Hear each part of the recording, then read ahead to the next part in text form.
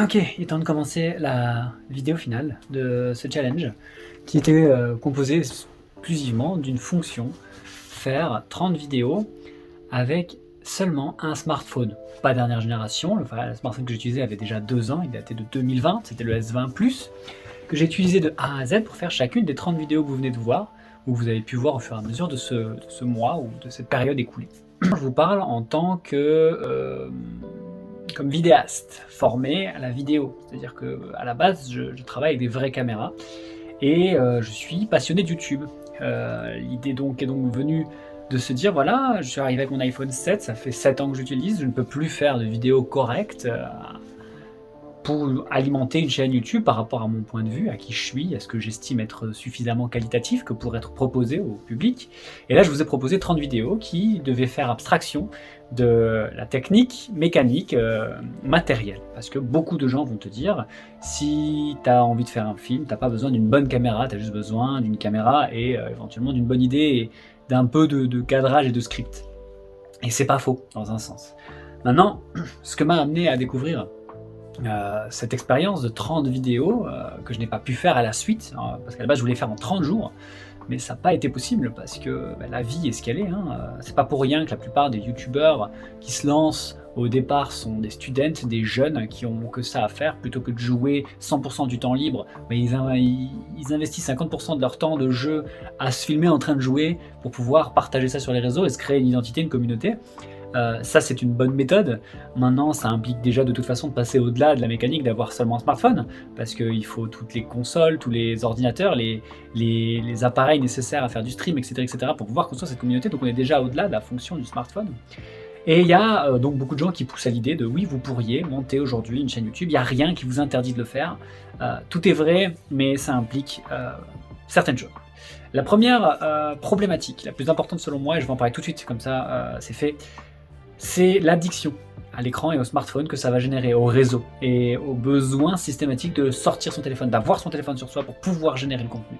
En fait, c'est une boucle commerciale, professionnelle, nécessaire au développement des portefeuilles économiques des dirigeants de ces plateformes telles que YouTube, Facebook, Instagram, TikTok et autres.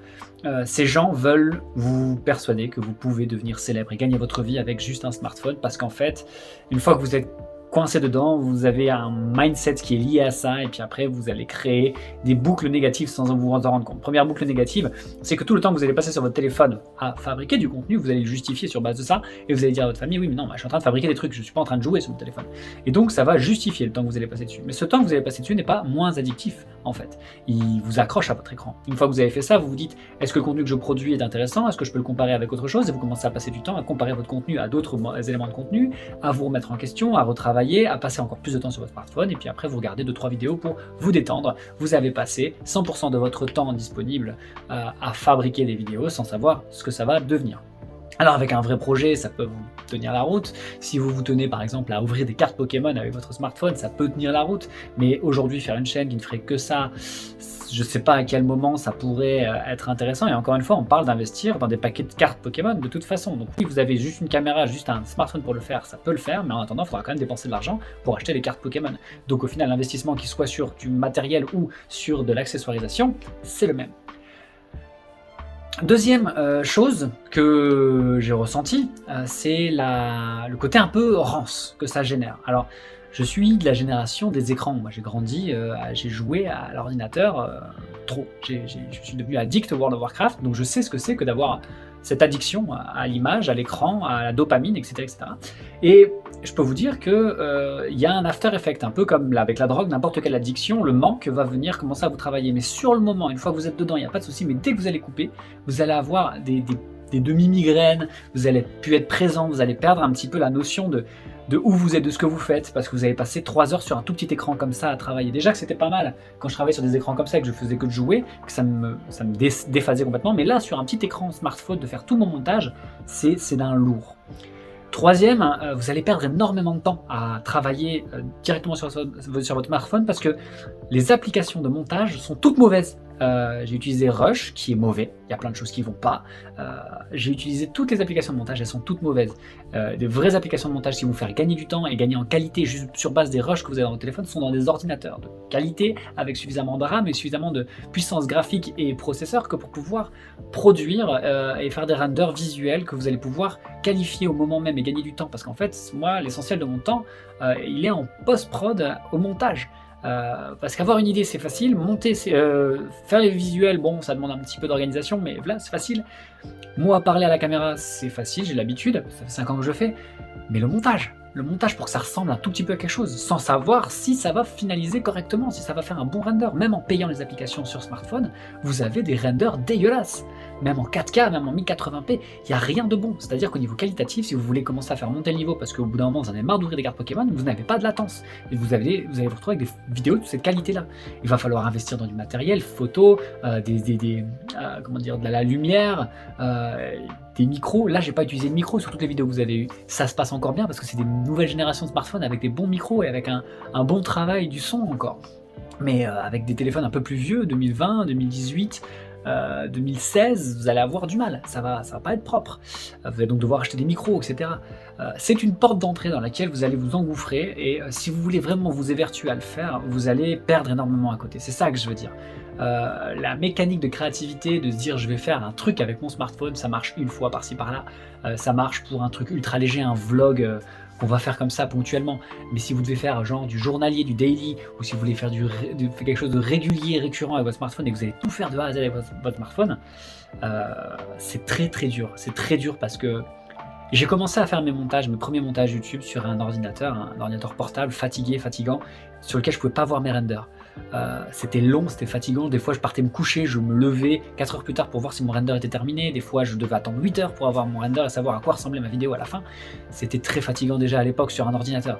Alors sur un smartphone, autant vous dire qu'avec les applications qui plantent tout le temps, les projets qui s'envolent, qui vont recommencer de A à Z, il n'y a rien qui va. Il n'y a rien qui va, je ne suis pas satisfait, plus moi je ne peux pas vous conseiller de le faire. Parce que, à terme, la seule chose que vous pouvez faire avec un smartphone, et c'est pour ça qu'on y est maintenant, c'est de la vidéo sémantique verticale. Ce que j'appelle la vidéo sémantique verticale, c'est vous créez un univers, vous créez une mécanique récurrente, et vous faites des petites vidéos verticales à montage rapide. Montage que vous pouvez justifier dans une application qui vous satisfait, que ce soit TikTok, Instagram ou Shorts, selon les techniques de montage que vous voulez prendre en compte. Je trouve que TikTok est l'application la plus fluide, mais elle est trop lourde. Enfin, il y a plein de choses qui servent à rien dans TikTok.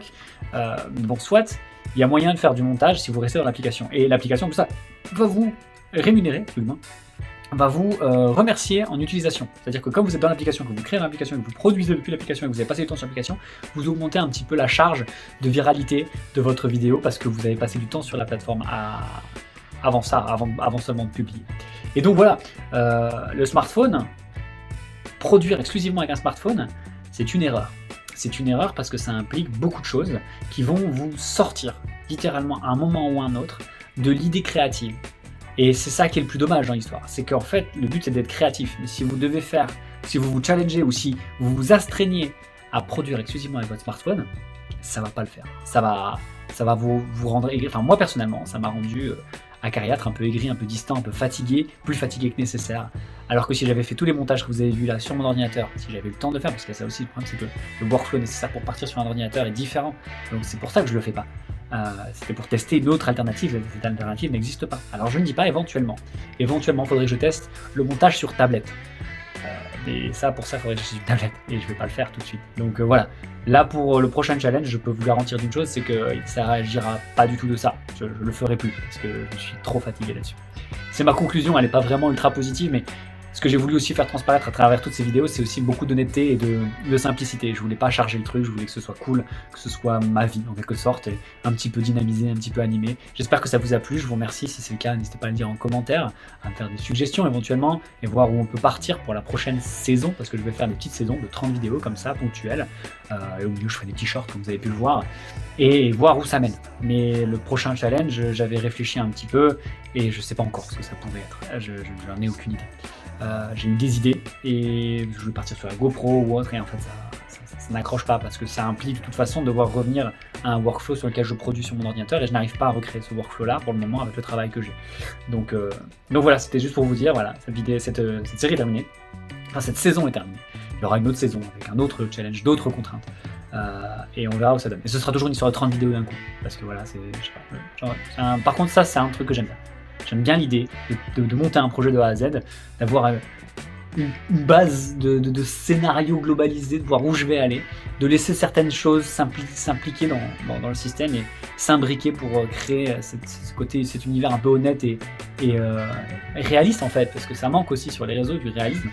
Et voilà, c'était ce que je voulais apporter sur la plateforme avec ça, et voilà, j'espère que ça vous a plu. Cette vidéo est donc la vidéo la plus simple que je vais vous sortir, parce que je vais pratiquement pas l'hésiter, peut-être mettre 2-3 rushs à gauche à droite, pour vous rappeler un petit peu au bon souvenir. Je vous remercie, et je vous dis à très vite. Tchuss. Je sais pas si ça tombe, on est à des millions d'abonnés, j'en sais rien.